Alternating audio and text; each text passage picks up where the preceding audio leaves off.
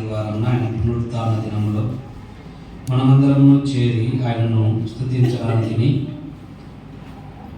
ఆయనను గణపరచడానికి మనకిచ్చినటువంటి గొప్ప కృపను బట్టి దేవాది దేవునికి స్తుతులు చెల్లింపదగిన వారమై ఉన్నాం. ఆరాధనకు సహాయకరంగా బైబిల్ గ్రంథంలో నుండి, పరిశుద్ధ గ్రంథం నుండి మత్తయి సువార్త 8వ అధ్యాయం మొదటి 4 వచ్చిన భాగాలను చదువుకుందాం. కొత్త నిబంధనలో మత్తయి సువార్త 8వ అధ్యాయం మొదటి 4 వచ్చిన భాగాలు.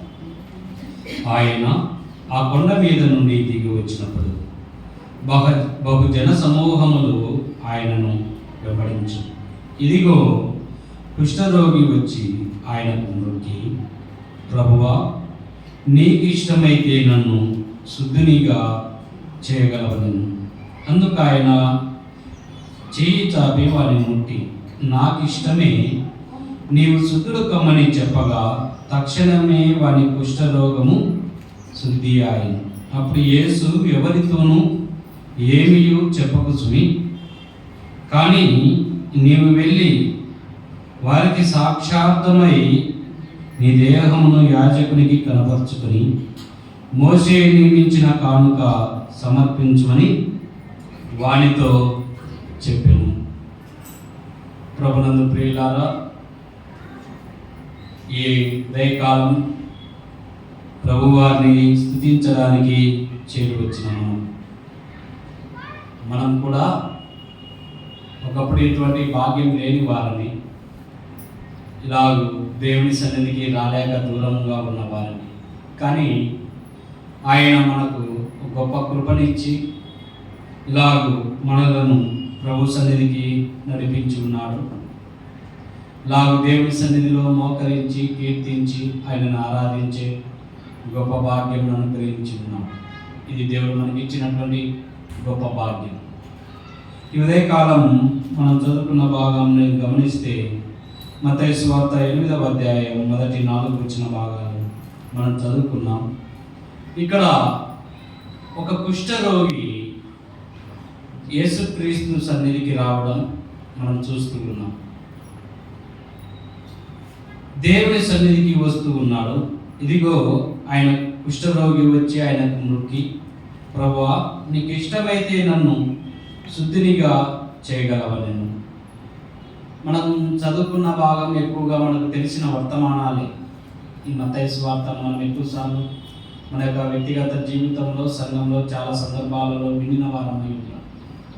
కానీ ఉదయకాలం మరొకసారి దీనిని మనం గమనిస్తే ఈ కుష్ఠరోగి దేవుని సన్నిధికి రావడం మనం చూస్తూ ఉన్నాం.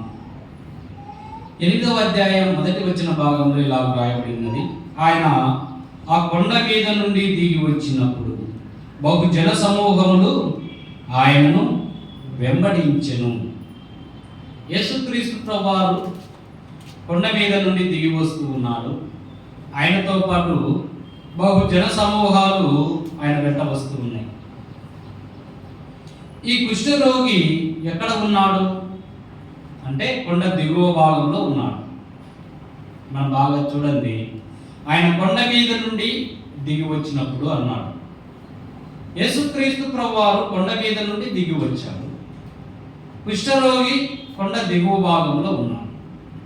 మత్తయి సువార్త 5వ అధ్యాయం మొదటి వచ్చిన భాగాన్ని మనం మరొకసారి ఇలా చూస్తే, ఆయన ఆ జన సమూహములను చూచి కొండ ఎక్కి కూర్చుండగా ఆయన శిష్యులు ఆయన వద్దకు వచ్చింది. 5వ అధ్యాయం ప్రారంభంలో యేసుక్రీస్తు ప్రభువారు కొండ మీదకి వెళ్ళాడు. ఆయనతో పాటు ఆయన శిష్యులు వెళ్ళారు. అలాగే బహుజన సమూహాలు వెళ్ళారు.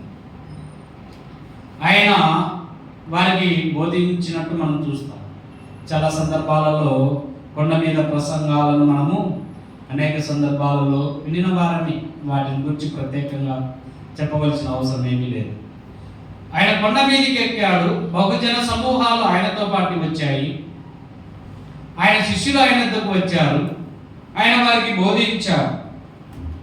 8వ అధ్యాయం మొదటి వచ్చిన భాగంలో మనం చూసిన భాగంలో ఆయన కొండ మీద నుండి దిగి వచ్చినప్పుడు ఒక కుష్ఠరోగి ఆయన ఎద్దకు రావడం మనం చూసుకుంటున్నాం.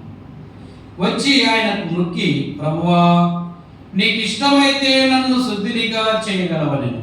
బాగా గమనించండి, అందరూ జన సమూహం అంతా కొండ మీద ఉన్నారు.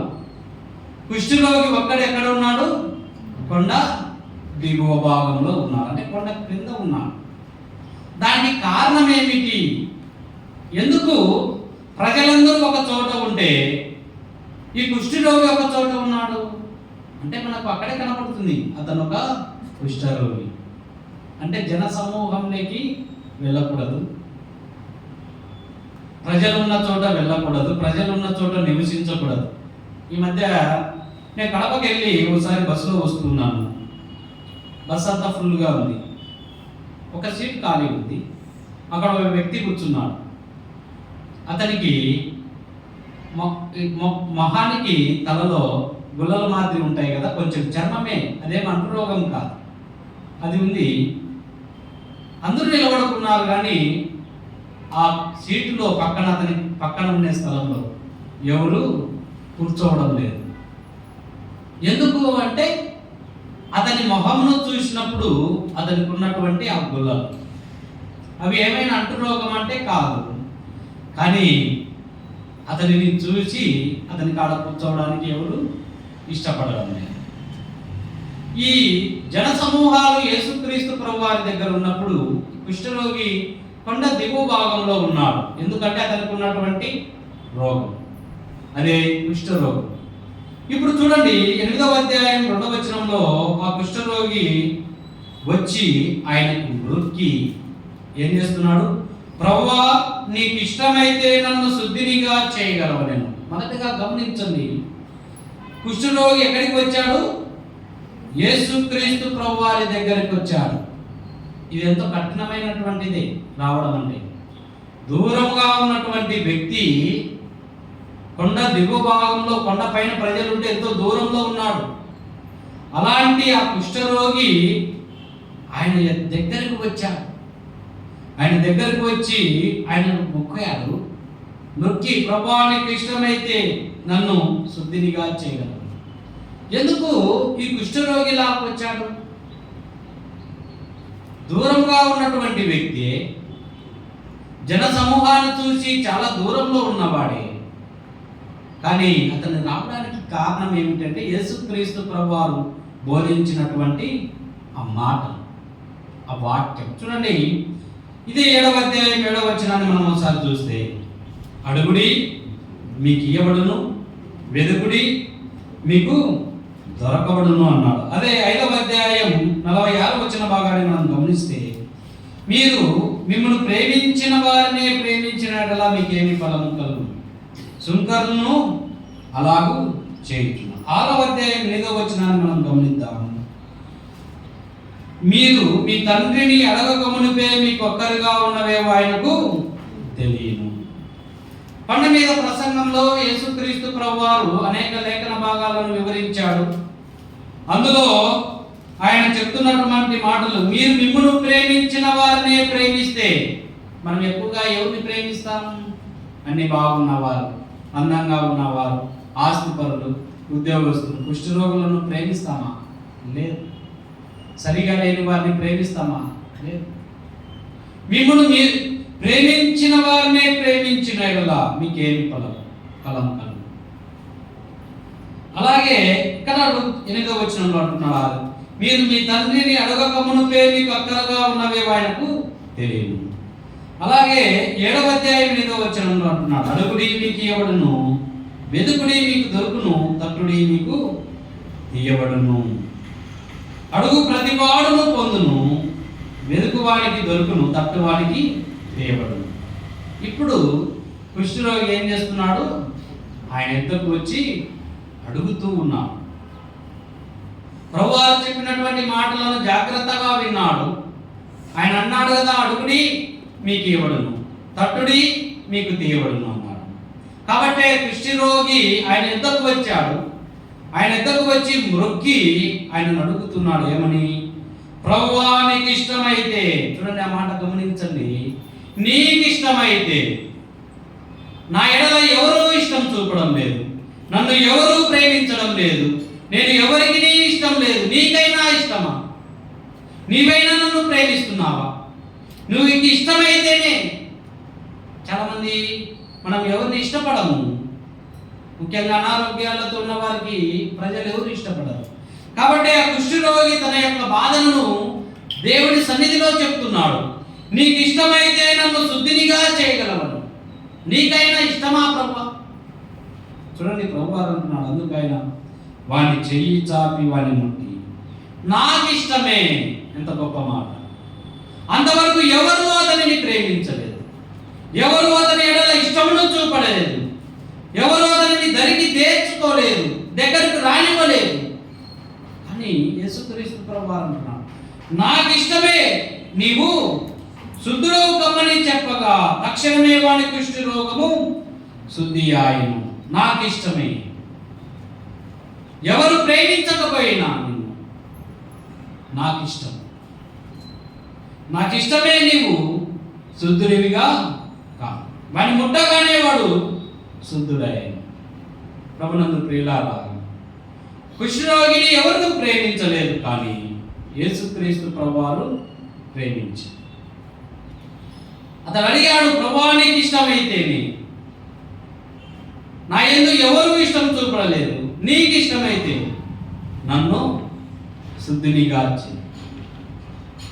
ప్రభువారు వానిని నువ్వు శుద్ధిలో కమ్మనగానే ఇంకా ఎలా వాడిని ముట్టాడు. చూడండి అక్కడే ఏం చేశాడు, అందుకు ఆయన చెయ్యి చాపి వాడిని ముట్టి. ఎంత ప్రేమ యేసుక్రీస్తు ప్రభువారి! ఒక కుష్ఠ రోగిని ముట్టాడు. మాట సెలవిస్తే చాలు మనకి స్వస్థత కలుగుతుంది. కానీ ఆయన వాని చెయ్యి చాపి వాడిని ముట్టెను. ముట్టి ఏమంటున్నాడు, నువ్వు శుద్ధిలో కమ్మనగా నాకు ఇష్టమే, నువ్వు శుద్ధిలో కమ్మ. ప్రభునందు ప్రియులారా, ఈ కుష్టి వ్యాధి కలిగిన వానికి ఆ కుష్ఠ రోగం ఏమైంది? శుద్ధి ఆయను.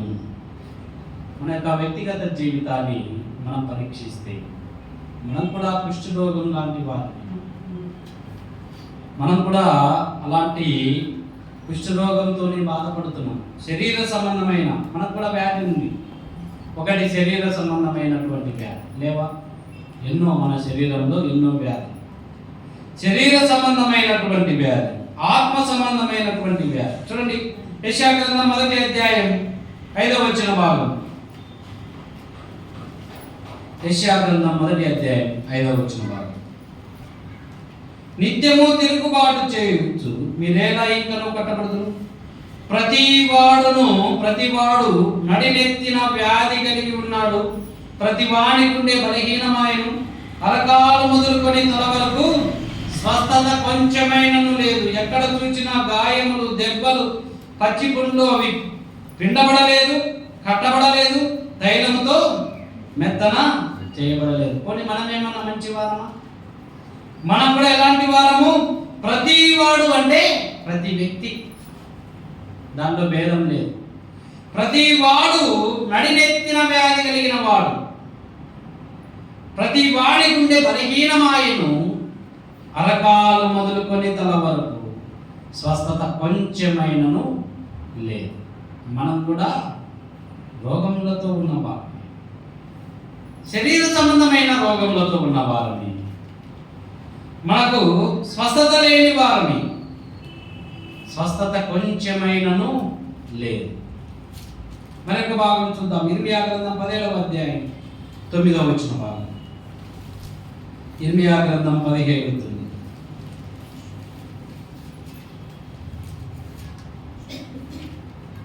హృదయము అన్నిటికంటే మోసకరమైనది, అది ఘోరమైన వ్యాధి కలది, దాని గ్రహింపగలవాడెవడు? మనకు కూడా ఎలాంటి వ్యాధి? హృదయం అనేటువంటి వ్యాధి, పాపం అనేటువంటి వ్యాధి. చూడండి, అది ఎలాంటిదో చెప్తున్నాడు. హృదయం అన్నిటికంటే మోసకరమైనది, అది ఘోరమైనటువంటి వ్యాధి కలది. మన హృదయము మోసకరమైనటువంటి, ఆ హృదయం ద్వారా ఏం కలిగింది? ఘోరమైనటువంటి వ్యాధి. ఘోరమైనటువంటి వ్యాధి కలది. దాన్ని గ్రహింపగలవాడెవడు? ఎవరు మానవులు దానిని గ్రహించలేకపోతూ ఉన్నారు. నేను బాగున్నాను అని ఆలోచిస్తున్నారు. కానీ హృదయం ఎలాంటిది? ఘోరమైనటువంటి వ్యాధి. మనం కూడా మన హృదయం అనేటువంటి ఘోరమైనటువంటి వ్యాధితో ఉన్నాం. మన హృదయము ఎలాంటిది?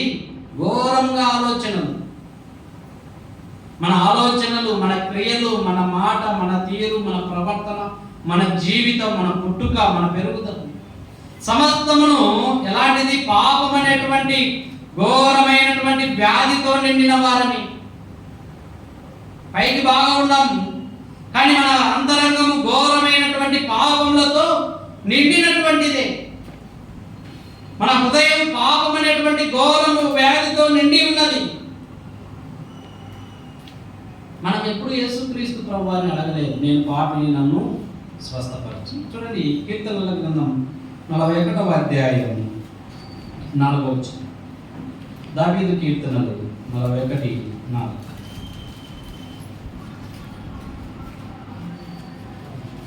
యెహోవా యెహోవా, నీ దృష్టి ఎడల నేను పాపం చేసి ఉన్నాను, నన్ను కరుణింపుము, నా ప్రాణమును స్వస్థపరచుమని మనవి చేసి ఉన్నాను. దావీదు చెప్తున్నాడు, నీ దృష్టి ఎడల నేను పాపం చేసి ఉన్నాను, నన్ను కరుణింపుము, నా ప్రాణమును స్వస్థపరచుము అని మనవి చేసి ఉన్నాను. దావీదు 2 విషయాలను చెప్తూ ఉన్నాడు. నేను పాపము చేసి ఉన్నానని చెప్తూ ఉన్నాడు, నా ప్రాణాన్ని స్వస్థపరచు. మనం కూడా పాపం చేసిన వారిని. హృదయం అనే పాపముతో, మన జీవితం ఒక పాపంతో నిండినటువంటిది. అది ఘోరమైనటువంటి వ్యాధి కలిగినటువంటిది. కానీ మనం ఎప్పుడు యేసుక్రీస్తు ప్రభువారిని అడగలేదు, నన్ను స్వస్థపరచు. ఆ కుష్ఠరోగి అడిగాడు, నీకు ఇష్టమైతే నన్ను స్వస్థపరచు ప్రభువా, నీకు ఇష్టమైతే నన్ను శుద్ధినిగా చేయమన్నాడు. దావీదు అడుగుతున్నాడు ఏమని? నేను పాపం చేసి ఉన్నాను, నన్ను కరుణింపుము, నన్ను, నా ప్రాణమును స్వస్థపరచుము అని మనం చేస్తున్నాం. మనం ఎలాంటి వారం అంటే అరకాలు మొదలుకొని తల వరకు స్వస్థత లేని వారమే. మన హృదయం ఘోరమైనటువంటి పాపంతో నిండినటువంటిది. కానీ ఎప్పుడు మనం యేసుక్రీస్తు ప్రభువారిని అడగలేదు, ప్రభువా నన్ను స్వస్థపరచు, నీవు నన్ను స్వస్థపరచమని మనం అడగలేదు. కానీ ఆయనే మనలను ప్రేమించాడు.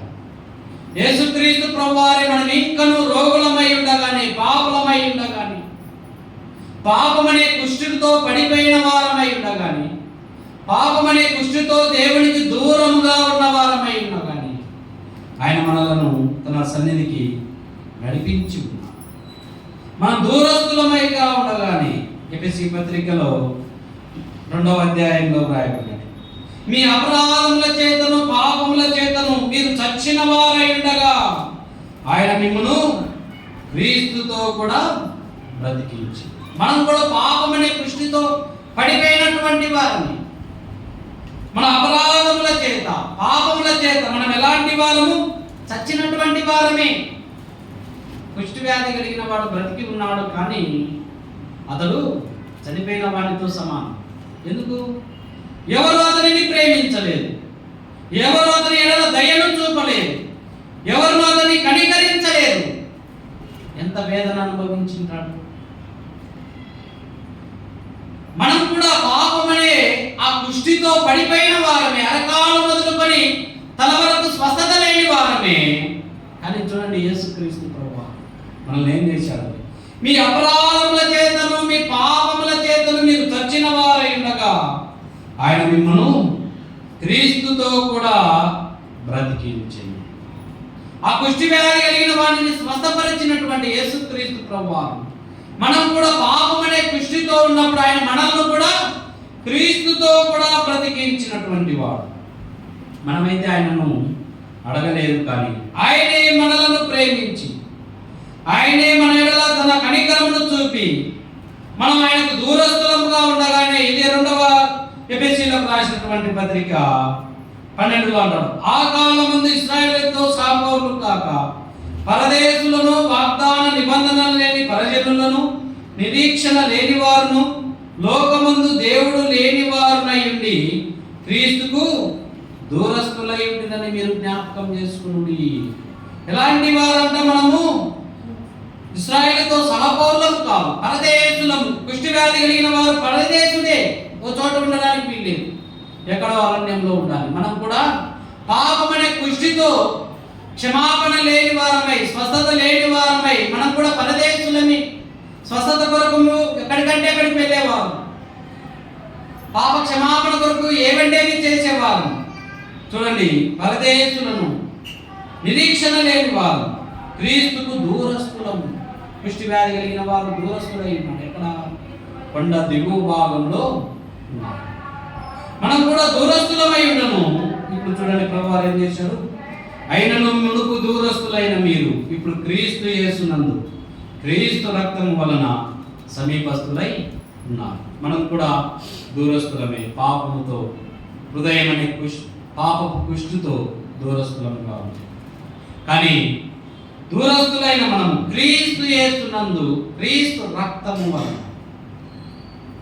కుష్టి వ్యాధి కలిగిన వాడు దూరస్తుడై ఉన్నప్పుడు దేవుడు చెప్పిన వాక్యమును బట్టి అతడు యేసు ప్రభువారి వద్దకు వచ్చి సాగిలపడి. మనం కూడా దూరస్తులమై ఉండగానే ఆయనే మనలను ప్రేమించి మన ఎడల తన కనికరమును చూపి మనం ఇంకను పాపులమై ఉండగానే సమస్తాన్ని విడిచిపెట్టాడు. దేవునితో సమానముగా ఉండుట విడిచిపెట్టకూడని భాగ్యమని ఆయన ఎంచుకోలేదు. మానవునిగా ఈ లోకానికి వచ్చాడు, దాసుని స్వరూపాన్ని ధరించుకున్నాడు, తను తాను వ్యక్తినిగా చేసుకున్నాడు, శిలువ మరణమును అనుభవించాడు. మన పాపపు కుష్టును ఆయన భరించాడు, మన పాప భారమును ఆయన భరించిన వాడై ఆయన తలలో ఉన్న కిరీటమును కొట్టవేయించుకున్నాడు, తన దొక్కన బలెపోటుతో వర్పించుకున్నాడు, కాళ్ళు చేతులలో చీలలు కొట్టించబడ్డాడు, వీపున 39 కొరడా దెబ్బలు ఆయనను ఎగతాళి చేశారు, హేళన చేశారు, ఆయన మొహం మీద ఉమ్మి వేశారు, పిడిగుద్దులు గుద్దారు. ఆయనను ఆయన బదులు మాట్లాడారు. ఆయనను తిరుగుబాటు చేస్తున్నాను, కొడుతూ ఉన్నాను, ఉమ్మి వేస్తున్నాను, ఆయన బదులు మాట్లాడాలి. ఎందుకంటే మనం కూడా దూరస్థులంగా ఉన్నాం, పాపమని కుష్టిలో ఉన్నాం, మనకు స్వస్థత లేని వారంగా ఉన్నాం, మనము సమీపస్తులుగా చేర్చాలి. ఆయనే తన రక్తమును, చూడండి, క్రీస్తు రక్తము వలన మనం ఇప్పుడు సమీపస్తులమై ఉన్నాం. ఇది ఎంత గొప్ప భాగ్యం ప్రియమైన సహోదరి సహోదరులు. దూరస్థులంగా ఉన్న మనలను ఆయన తనకు సమీపస్తులుగా చేర్చు. ఆ కుష్టి వ్యాధి కలిగిన వాడు దూరస్థుడై ఉన్నప్పుడు అతనిని యేసుక్రీస్తు ప్రభువారు స్వస్థపరిచారు. మనం కూడా పాపమనే కుష్టిలో ఉన్నప్పుడు ఆయన మనలను ప్రేమించి మనలను స్వస్థపరిచి తనకు సమీపస్తులుగా చేర్చు. ఉదయకాలం ఇలాగ చేరి వచ్చామంటే అది దేవుని యొక్క గొప్ప భాగ్యం. ఆయన మన ఎడల చూపిన ప్రేమ. ఎవరు ప్రేమ చూపకపోయినను ఆయన మనలను ప్రేమించి తన ప్రాణమును మన కొరకు శిలువలో అర్పించి. ఆ కుష్టి వ్యాధి కలిగిన వాడు యేసుక్రీస్తు ప్రభువార్త, నీకు ఇష్టమైతే నన్ను శుద్ధినిగా చేయండి. యేసుక్రీస్తు ప్రభువారికి నీ కొరకు నా కొరకు తన ప్రాణమునిచ్చుట ఇష్టమై ఉన్నది. నీ కొరకు నా కొరకు గాయములు పొందుట ఆయనకి ఇష్టమై ఉన్నది. కాబట్టి అవన్నీ అనుభవించి మనలను నీతిమంతులనుగా తీర్చి మన పాపములను తూర్పుకు పడమరకు ఎంత దూరమో అంత దూరపరచు. ఆయనకు సమీపంలోకి మనలను నడిపించు. అటువంటి దేవుడిని మనం ఏం చేయాలి? స్తుతించాలి. ఆ కుష్టి వ్యాధి కలిగిన వాడు తనకు కలిగిన స్వస్థతను బట్టి ఏం చేసింటాడు? దేవుడిని ఎంతో గణపరిచింటాడు. ఎందుకంటే ఒకప్పుడు దూరంగా ఉన్నవాడే, ప్రజలలోకి రాలేని వాడే, ఎవరు ఆయనను ప్రేమించలేదు. యేసుక్రీస్తు ప్రభువారు ఆ కుష్టి వ్యాధి కలిగిన వాడిని ప్రేమించి స్వస్థపరిచి. మరి నువ్వు నేను పాపమనే ఆ కుష్టిలో ఉన్నప్పుడు, అరకాల మొదలుకొని తల వరకు స్వస్థత లేని వారిని, హృదయం ఘోరమైన పాపంతో నిండి ఉన్నప్పుడు ఆయన మనలను ప్రేమించి మనలను విమోచించడానికి ఆయన శిలువలో మరణించి మనను సమీపానికి నడిపించారు క్రీస్తు రక్తం ద్వారా. అటువంటి దేవుని సన్నిధిని మనం ఎలాగో స్తుతిస్తున్నాను.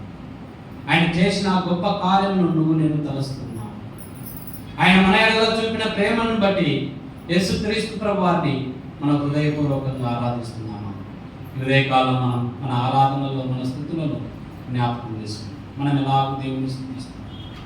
ఆయన మన ఎడల చూపిన ప్రేమ ఎంతో గొప్పది. ఎవరు చూపని ప్రేమ పాపులమైన మన ఎడల ఆయన చూపాడు. కాబట్టి అటువంటి యేసుక్రీస్తు ప్రభువారిని మన హృదయపూర్వకంగా ఆయనను ఆరాధించి, గణపరిచి, స్తుతించి ముందుకు సాగు.